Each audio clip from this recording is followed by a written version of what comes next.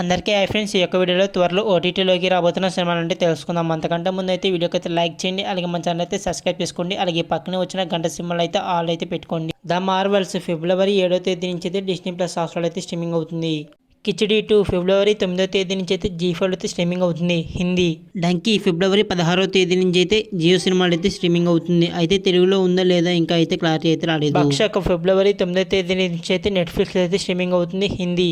గుంటూరు కారం మహేష్ బాబు గారు అలాగే శ్రీలా గారి కాంబినేషన్లో వచ్చిన ఈ మూవీ అయితే ఫిబ్రవరి 9వ తేదీ నుంచి అయితే నెట్ఫ్లిక్స్లో అయితే స్ట్రీమింగ్ అవుతుంది.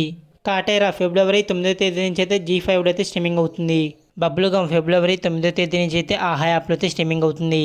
కెప్టెన్ మిల్లర్ ఫిబ్రవరి 9వ తేదీ నుంచి అయితే అమెజాన్ ప్రైమ్ వీడియో అయితే స్ట్రీమింగ్ అవుతుంది. సభనాయకన్ ఫిబ్రవరి 14వ తేదీ నుంచి అయితే డిస్నీ ప్లస్ హాట్‌స్టార్ అయితే స్ట్రీమింగ్ అవుతుంది.